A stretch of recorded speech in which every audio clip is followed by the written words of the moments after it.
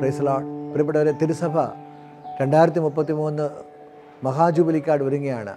മഹാജൂബിലിക്ക് മുമ്പ് യേശുവിൻ്റെ വലിയ സ്വപ്നമായ നിങ്ങൾ ലോകമെങ്ങും പോയി എല്ലാ സൃഷ്ടികളോടും സുവിശേഷം പ്രസംഗിക്കുവിൻ. അതെ, ലോകമെമ്പുമുള്ള യേശുവിൻ്റെ സുവിശേഷ പേരയ്ക്ക് തുടക്കമിടുവാൻ, അത് വീണ്ടും കത്തിച്ചൊലിക്കാൻ വേണ്ടിയാണ് നമ്മൾ ഇപ്രാവശ്യം മിഷൻ വാരിയേഴ്സ് പ്രോഗ്രാം ക്രമീകരിച്ചത്. ദൈവകൃപയാൽ ആ ദർശനം ഏറ്റെടുത്തുകൊണ്ട് എല്ലാ ജനതകളെയും സ്നേഹിച്ച് അവർക്ക് യേശുവിനെ കൊടുക്കുവാൻ, എല്ലാവരെയും അന്ത്യവിധിനാളിൽ യേശുവിനോടൊപ്പം ദൈവത്തോടൊപ്പം കാണുവാൻ നമ്മൾ ആഗ്രഹിക്കുന്നു. അതിനുവേണ്ടി പ്രാർത്ഥിക്കുന്നു, പ്രവർത്തിക്കുന്നു.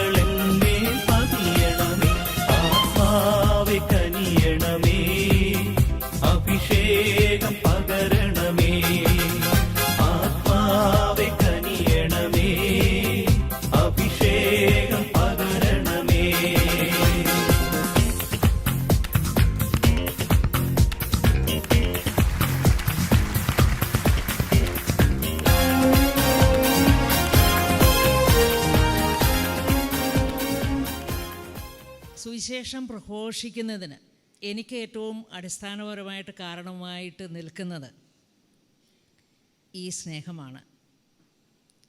ഞാൻ വിശ്വസിക്കുന്ന, അല്ലെ നമ്മൾ വിശ്വസിക്കുന്ന, ക്രിസ്ത്യാനികൾ വിശ്വസിക്കുന്ന ദൈവം ഒരു സ്നേഹത്തിൻ്റെ കൂട്ടായ്മയാണ്, പരിശുദ്ധ ത്രിത്വം.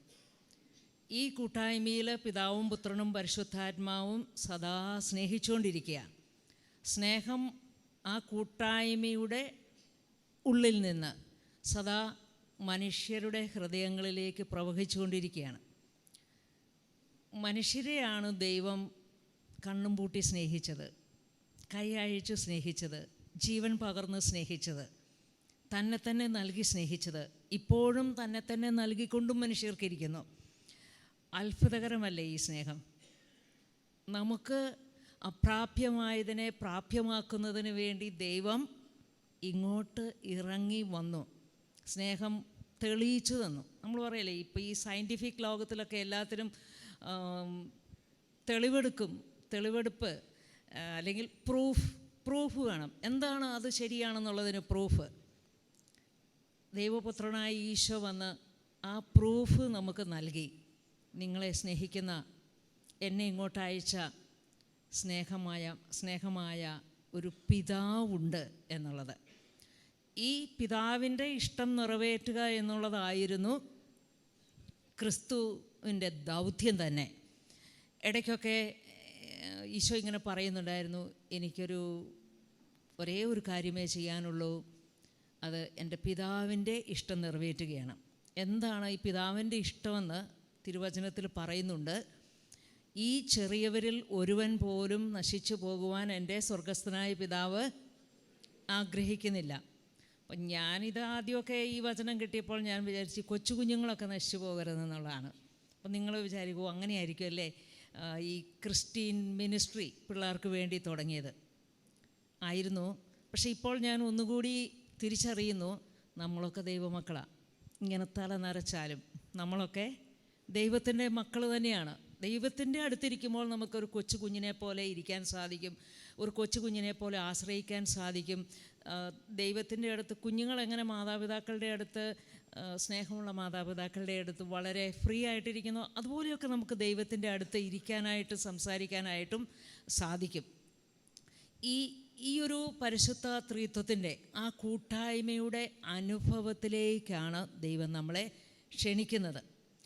അതാണ് ആദ്യത്തെ ദൈവവിളി. ആ കൂട്ടായ്മയുടെ അനുഭവത്തിലേക്ക് നമുക്ക് ആദ്യം തന്ന ദൈവവിളിയാണ് മനുഷ്യനായിട്ടുള്ള നമ്മളുടെ സൃഷ്ടി. ആ സൃഷ്ടിയിലൂടെ ദൈവം നമ്മളെ കണ്ടു, ദൈവം നമ്മളെ തിരഞ്ഞെടുത്തു, ദൈവം നമ്മളെ വളർത്തി, സദാ സ്നേഹിച്ചുകൊണ്ടിരിക്കുകയാണ്. ഈ സ്നേഹത്തെ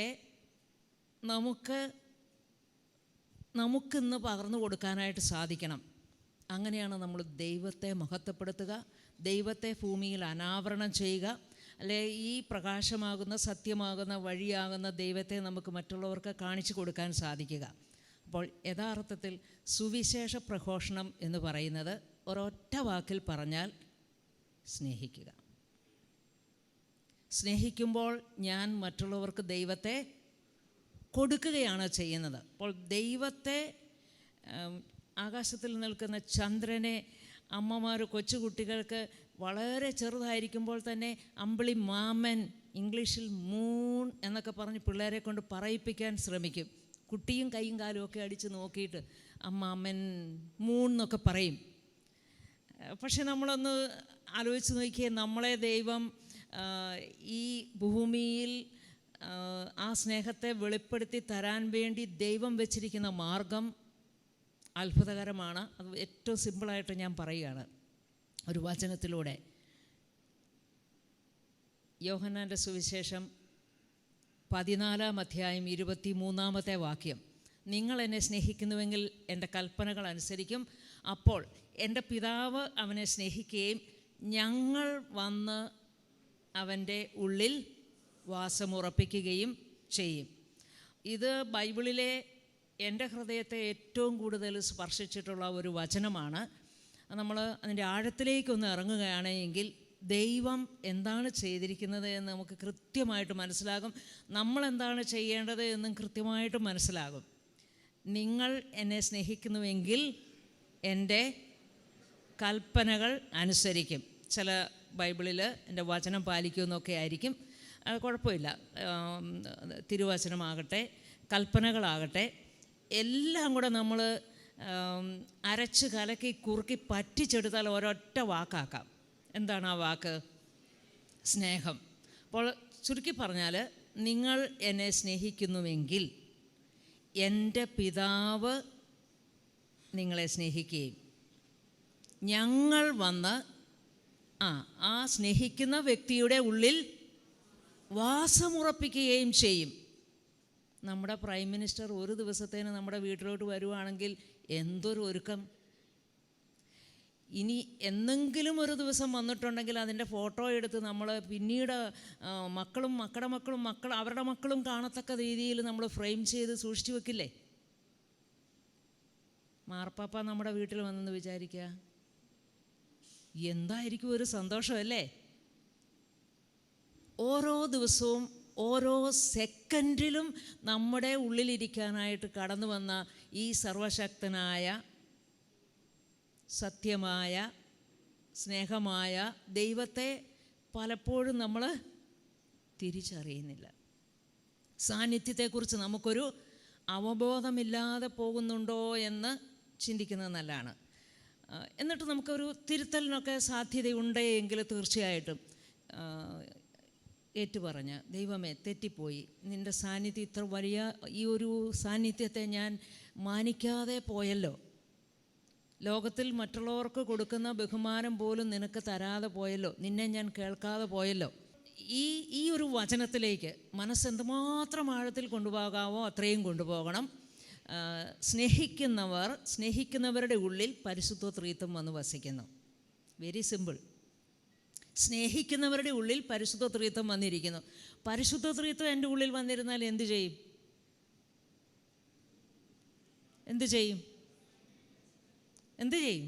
നമ്മളെ സ്നേഹിച്ചുകൊണ്ടിരിക്കും, നമ്മളെ കൊണ്ട് സ്നേഹിപ്പിച്ചുകൊണ്ടിരിക്കും. ദൈവസ്നേഹമല്ലേ? അപ്പോൾ ആ സ്നേഹം എൻ്റെ ഉള്ളിലിരുന്നാൽ അതിങ്ങനെ സ്നേഹം, അത് ക്രിയേറ്റീവാണ്, ജീവനുള്ളതാണ്. അപ്പോൾ അത് ജീവനുള്ള വളർന്നുകൊണ്ടിരിക്കും, ഇല്ലേ? ജീവനുള്ളവയുടെ ഒരു ലക്ഷണമാണ് വളരുക. അപ്പോൾ നമ്മുടെ ഉള്ളിൽ പരിശുദ്ധ ത്രിത്വം ഇരിക്കുകയാണെങ്കിൽ സ്നേഹം ഇങ്ങനെ വളർന്നുകൊണ്ടേയിരിക്കും. വളർന്ന് വളർന്ന് വളർന്ന് എവിടം വരെ വളരാവോ എന്നും ഈശോ പറഞ്ഞു പഠിപ്പിച്ചിട്ടുണ്ട്. എൻ്റെ സ്വർഗസ്ഥനായ പിതാവ് പരിപൂർണനായിരിക്കുന്നത് പോലെ നിങ്ങളും. ഇതെന്ന് വെച്ചാൽ സ്നേഹത്തിൽ വളരുക. അവിടെയാണ് പരിപൂർണത വരുന്നത്, സ്നേഹത്തിൽ വളരുക. അപ്പോൾ നമുക്ക് പേടിക്കേണ്ട വല്ല കാര്യമുണ്ടോ? നമ്മുടെ ഉള്ളിലിരിക്കുന്ന ത്രിത്വത്തെയും കൊണ്ടാണ് നമ്മൾ എവിടെയേലും ഒക്കെ പോകുന്നത്. നമ്മൾ എന്ത് ചെയ്യാൻ പോകുമ്പോഴും ഈ ത്രിത്വം നമ്മുടെ ഉള്ളിലുണ്ട്. ആ ത്രിത്വമായിരിക്കും ചിലപ്പോൾ ഉള്ളിലിരുന്നുകൊണ്ടെന്ന് അതിപ്പോൾ ചെയ്യേണ്ട കേട്ടോ, ഇതിപ്പോൾ ചെയ്യണം കേട്ടോ എന്നൊക്കെ പറയുന്നത്. അപ്പം നമുക്ക് കേൾക്കാൻ പറ്റണം. വിശുദ്ധ മദർ തെരേസ ഡാർജിലിങ്ങിലേക്ക് പോയപ്പോൾ ഈ ത്രിത്വം ഉള്ളിലിരുന്ന് സംസാരിച്ചത് ആ അമ്മയ്ക്ക് മനസ്സിലായതനുസരിച്ച് പിന്നെ ചെയ്ത ത്യാഗങ്ങളൊക്കെ ഒന്ന് ഓർത്തു നോക്കിയേ. തൻ്റെ എല്ലാ സുരക്ഷിതത്വവും വലിച്ചെറിഞ്ഞിട്ട് കൽക്കട്ട പട്ടണത്തിലേക്ക് ഇറങ്ങി.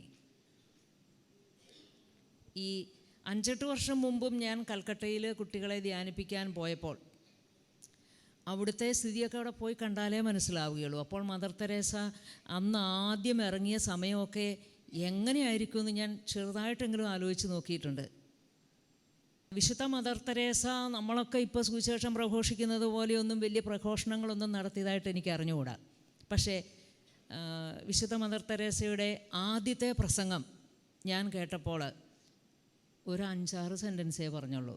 അവിടെ വലിയ ഓഡിയൻസ് ഒന്നും ഉണ്ടായിരുന്നില്ല. മദർ എറണാകുളത്ത്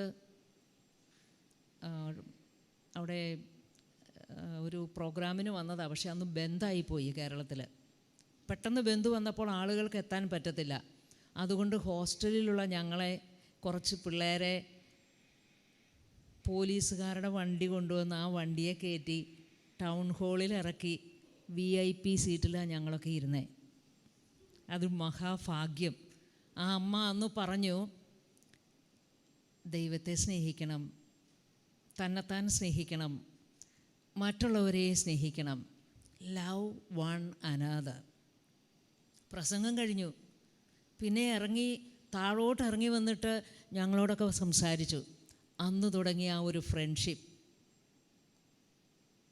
മദർ തെരേസയ്ക്ക് നമ്മുടെ ഈ ക്രിസ്ത്യൻ മിനിസ്ട്രിയോടൊക്കെ വളരെ വളരെ കരുതലായിരുന്നു, വളരെ വലിയ കരുതലായിരുന്നു.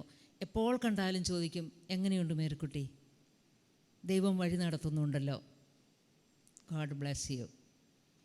കൂടുതലൊന്നും പറയണ്ട. പക്ഷെ നമുക്ക് ഈ അമ്മയുടെ അടുത്ത് നിൽക്കുമ്പോഴാണ് എനിക്ക് ഏറ്റവും കൂടുതൽ ഭൂമിയിലുള്ള ഏതെങ്കിലും ഒരു മനുഷ്യരിൽ നിന്ന് നമ്മൾ പറയില്ല ഇങ്ങനെ ഈ സ്പാർക്ക് പോലെ സ്നേഹം വരിക എന്ന് പറയുന്നത് വിശുദ്ധ മദർ തെരേസയുടെ അടുത്ത് നിൽക്കുമ്പോഴാണ് എനിക്ക് അനുഭവപ്പെട്ടിട്ടുള്ളത്. ഞാനിടയ്ക്ക് വിചാരിക്കും, ദൈവമേ എൻ്റെ അടുത്ത് വരുന്നവർക്കും ഇങ്ങനെയൊക്കെ ഒന്ന് ഫീൽ ചെയ്യണേന്നൊക്കെ ആഗ്രഹിക്കും. നമ്മളൊന്നും അത്രയും വളർന്നിട്ടില്ലാത്തതുകൊണ്ട് ശ്രമിക്കാം. തീർച്ചയായിട്ടും അതൊക്കെ നമ്മുടെയും ജീവിതത്തിലൂടെ നടക്കേണ്ടതാണ്. അപ്പോൾ അതൊരു പോസിബിലിറ്റിയാണ്. ഇനി യോഹന്നാൻ്റെ 1-ാമത്തെ ലേഖനം 4-ാം അധ്യായം 12-ാമത്തെ വാക്യം, ഞാൻ നേരത്തെ പറഞ്ഞ യോഹന്നാൻ്റെ സുവിശേഷത്തിലെ 23-ാമത്തെ വാക്യവുമായിട്ട് ചേർന്ന് പോകുന്നതാണ്. ദൈവത്തെ ഒരുവനും ഒരിക്കലും കണ്ടിട്ടില്ല, എന്നാൽ നിങ്ങൾ തമ്മിൽ സ്നേഹിച്ചാൽ ദൈവം നമ്മിൽ വന്ന് വസിക്കും, അങ്ങനെ അവിടുത്തെ സ്നേഹം നമ്മിൽ പൂർണ്ണമാവുകയും ചെയ്യും. അപ്പം രണ്ട് വാക്യങ്ങളിലൂടെ ഈ ദൈവസ്നേഹത്തെക്കുറിച്ച്, അതാണ് യഥാർത്ഥത്തിൽ ദൈവത്തെ പങ്കുവെച്ച് കൊടുക്കാനുള്ള നമ്പർ 1 മീൻസ്, 1-ാമത്തെ വഴി. അതാണ് സുവിശേഷ പ്രഘോഷണം. സ്നേഹം പങ്കുവയ്ക്കുക, ദൈവത്തെ പകർന്നു കൊടുക്കുക. കാണിച്ചു കൊടുത്താൽ പോരാ, പകർന്നു കൊടുക്കുക. കാണിച്ചു കൊടുക്കുന്നതും ഞാൻ പറഞ്ഞില്ല, അമ്പിളിയമ്മനെ കാണിച്ചു കൊടുക്കുന്നതും പിടിച്ചു കൊടുക്കാൻ പറ്റാത്തത് കൊണ്ട് നിസ്സഹായരായിട്ട് നിൽക്കുന്ന പോലെയല്ല, നമുക്ക് സ്നേഹത്തിലൂടെ ദൈവത്തെ പകർന്നു കൊടുക്കാനായിട്ട് സാധിക്കും. എനിക്ക് ഒരു പ്രാവശ്യം ഇത് നല്ല ശക്തമായിട്ട് അനുഭവപ്പെട്ട ഒരു കുഞ്ഞു സംഭവം പറയാം. എൻ്റെ ക്ലാസ്സിൽ പഠിച്ചുകൊണ്ടിരുന്ന ഒരു വികൃതിയായ 10-18 വയസ്സുള്ള 9-ാം ക്ലാസ്സിൽ പഠിക്കുന്ന ഒരു കുട്ടി, ഭയങ്കര കുഴപ്പക്കാരനായിരുന്നു. എല്ലാ വിധത്തിലും കുഞ്ഞ് കുസൃതികളൊക്കെ ക്ലാസ്സിൽ നിന്നല്ല എല്ലാവരോടും, ടീച്ചേഴ്സിനോടും എല്ലാവരോടും വഴക്കിടും. വലിയ പാർട്ടി പ്രവർത്തകനൊക്കെയാണ്, വിക്കനാണ്, ചട്ടനാണ്, അപസ്മാര രോഗമുണ്ട്, ഇല്ലാത്ത കുഴപ്പങ്ങളൊന്നുമില്ല. പക്ഷേ ഞാൻ ഒരു കാര്യം ഈ കുട്ടിയിൽ അത്രയും കുഴപ്പങ്ങളുണ്ട്. എല്ലാ ടീച്ചേഴ്സും കൂട്ടുകാരും ക്ലാസ്സിലെ കുട്ടികളും എല്ലാവരും ഇവൻ കുഴപ്പക്കാരനാണെന്ന് പറഞ്ഞപ്പോഴും ഞാൻ ഈ കുട്ടിയിലൊരു നന്മ കണ്ടെത്തി. അവൻ്റെ തൊട്ടടുത്തിരിക്കുന്ന മറ്റൊരു കുട്ടി ഇടയ്ക്കിടയ്ക്ക് ക്ലാസ്സിലിരുന്നു കൊണ്ട് അവനെ ഇങ്ങനെ പല്ലിറുമ്മി കൈ കൊണ്ട് ഇങ്ങനെ വെച്ചിട്ട് അവനോട്ട് ഇങ്ങനെ കുത്തും. ഇവൻ ഒരിക്കൽ പോലും ആ തൊട്ടടുത്തിരിക്കുന്ന കുട്ടിയെ തിരിച്ച് ഉപദ്രവിക്കുന്നത് ഞാൻ കണ്ടിട്ടില്ല. അതുകൊണ്ട് അവനെ തന്നെ വിളിച്ച് ഞാൻ ചോദിച്ചു, സന്തോഷ്, നീ എന്താണ് നിന്നെ ഇവൻ ഇടയ്ക്കിടയ്ക്ക് ഉപദ്രവിച്ചിട്ട് നീ എന്നാ തിരിച്ചൊന്നും ചെയ്യാത്തത്? അപ്പോൾ അവൻ എന്നോട് പറഞ്ഞു, അത് ടീച്ചറെ, അവൻ ഒരു പ്രത്യേക അവസ്ഥയിലാണ്. ചോദിച്ചു, എന്താണ് അവൻ്റെ അവസ്ഥ? അവൻ്റെ അച്ഛനെയും അമ്മയെയും ഒരു നിസ്സാര കാര്യത്തിന് ഒരാൾ 1 മിനിറ്റിനുള്ളിൽ 2 പേരെയും കൊന്നു. അച്ഛൻ്റെ നെഞ്ചിൽ നിന്ന് ഊരിയ കത്തി കൊണ്ടാണ് അമ്മയും കൊന്നത്. അന്ന് എൻ്റെ ക്ലാസ്സിലിരിക്കുന്ന ഈ കുട്ടിക്ക് 1 വയസ്സ്. അവരുടെ വീട്ടിൽ 8 ആൺകുട്ടികളുണ്ട്, അതിലേറ്റവും ഇളയതാണ്. അപ്പോൾ ഈ കുട്ടി പിന്നീട് വളർന്നു വന്ന സാഹചര്യങ്ങളും അതിൻ്റെ എല്ലാ വിഷമതകളും കഷ്ടതകളും സങ്കടങ്ങളും വൈരാഗ്യങ്ങളും എല്ലാം ഇവൻ്റെ ഉള്ളിലുണ്ട്. ഇത് പ്രകടിപ്പിക്കുന്നതാണ്. പക്ഷേ ഈ വികൃതി എന്നും കൊള്ളില്ല എന്നൊക്കെ എല്ലാവരും മുദ്ര കുത്തിയ കുട്ടിക്ക് ആ വ്യക്തിയോട്, ആ അടുത്തിരിക്കുന്ന ക്ലാസ്സിലെ കൂട്ടുകാരനോട് എന്തൊരു അണ്ടർസ്റ്റാൻഡിങ്. അവന് സ്നേഹിക്കാൻ കഴിവുണ്ടെന്ന് ഞാൻ കണ്ടെത്തി, മനസ്സിലാക്കാൻ കഴിവുണ്ടെന്ന് കണ്ടെത്തി. എന്നാലും അവനടങ്ങിയിരിക്കണമെന്നൊന്നുമില്ല കേട്ടോ. ഓക്കെ, ഒരു ദിവസം എൻ്റെ ക്ലാസ്സിൽ എഴുന്നേറ്റ് ഒന്ന് ചോദിച്ചു, ടീച്ചറെ ദൈവമുണ്ടോ? ദൈവമില്ല. ഞാൻ പറഞ്ഞു നമുക്ക് 4 മണിക്ക് സംസാരിക്കാം. അങ്ങനെ 4 മണിക്ക് വന്നപ്പോഴേക്കും ഇവൻ നല്ല ഇൻ്റലിജൻ്റ് ആയിട്ടുള്ള ഒരു ബുദ്ധിമാനായ ആളാണ്. അവൻ കുറേ കാര്യങ്ങളൊക്കെ എന്നോട് തർക്കിക്കാൻ വേണ്ടി എഴുതിക്കൊണ്ടൊക്കെയാണ് വന്നത്. പക്ഷേ അന്ന് ഒരു 4ാമത്തെ പീരീഡിലാണ് ഞാനിങ്ങനെ പറഞ്ഞത്. വൈകുന്നേരം 4 മണിയായപ്പോൾ ക്ലാസ് കഴിഞ്ഞപ്പോഴേക്കും എനിക്ക് എത്രമാത്രം ദൈവത്തോട് പ്രാർത്ഥിക്കാമോ അത്രയും ഞാൻ പ്രാർത്ഥിച്ചു. എന്നിട്ടാണ് ഞാൻ ക്ലാസ്സിലേക്ക് തിരിച്ച് നടന്നു വന്നത് ഇവനോട് സംസാരിക്കുവാൻ.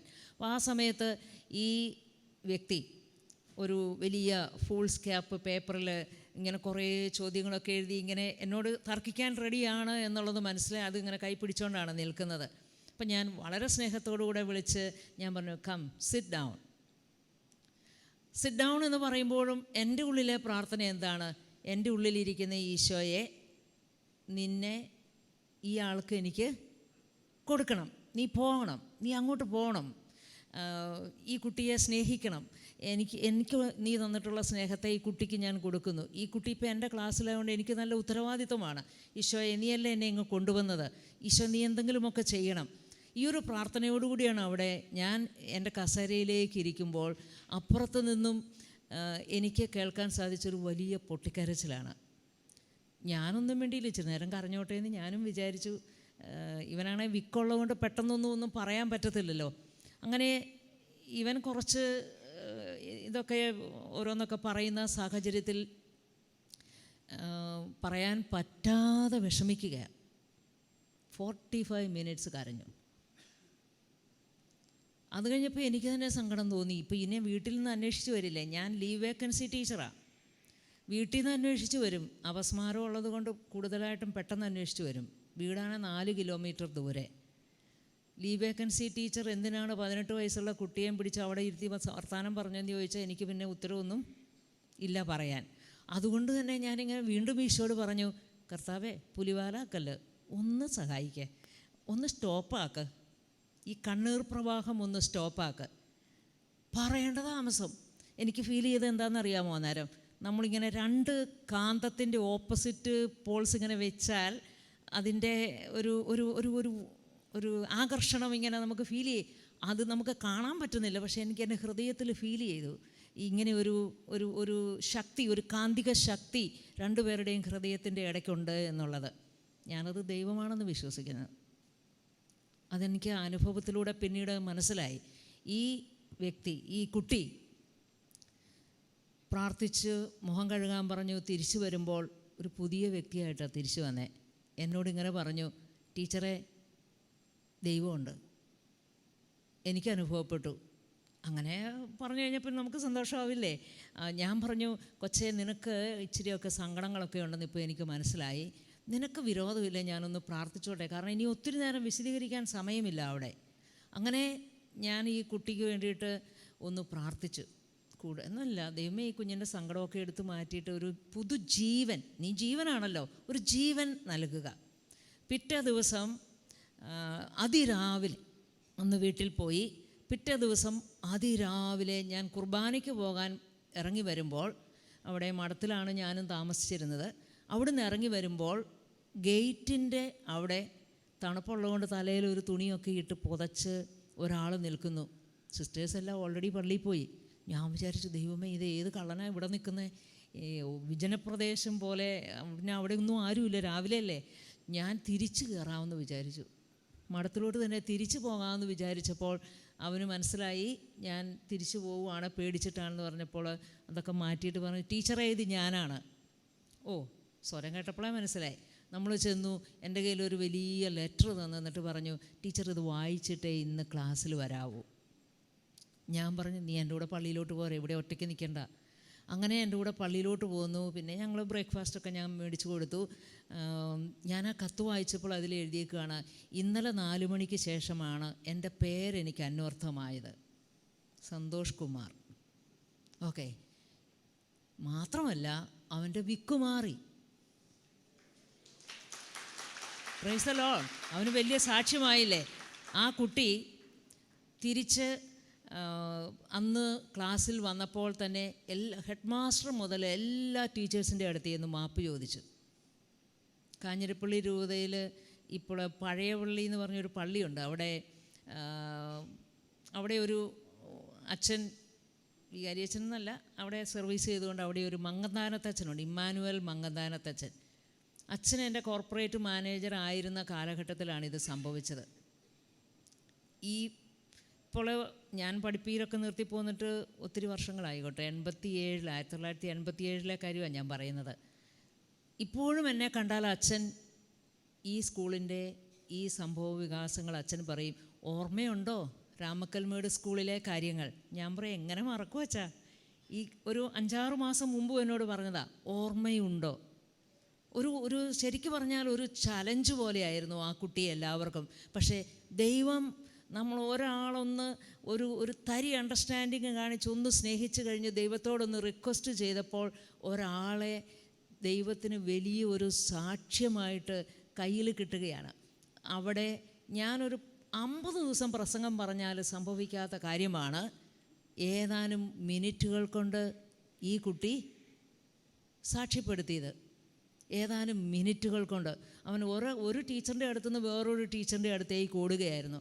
അവൻ്റെ കോംറേഡ്സിനെ എല്ലാം വിളിച്ചിട്ട് പറഞ്ഞു, സഖാക്കളെ, ഇനി ഞാൻ ഈ പണിക്കില്ല, എനിക്ക് പുതിയ നേതൃത്വം കിട്ടി, ഞാൻ അവിടെയാ ശുശ്രൂഷ. ഓക്കെ, അപ്പോൾ നമുക്ക് ഇങ്ങനെയൊക്കെ നമ്മൾ നോക്കുകയാണെങ്കിൽ നമ്മുടെ എല്ലാ സാഹചര്യങ്ങളും, പ്രത്യേകിച്ച് നമുക്ക് അനുഭവപ്പെടുന്ന വിപരീതാത്മകമായിട്ടുള്ള എല്ലാ സാഹചര്യങ്ങളുമാണ് സുവിശേഷ പ്രഘോഷണത്തിന് ഏറ്റവും പറ്റിയ സാഹചര്യം. പൗലോസും ശീലാസും ഒക്കെ തടവറയിൽ കിടന്നു. എന്ത് സാഹചര്യം? ആരോട് സുവിശേഷം പ്രഘോഷിക്കാൻ? പക്ഷേ അവിടെയല്ലേ ദൈവം അത്ഭുതങ്ങൾ ചെയ്ത്. അത്ഭുതങ്ങൾ ചെയ്യാൻ കാരണം എന്താണ്?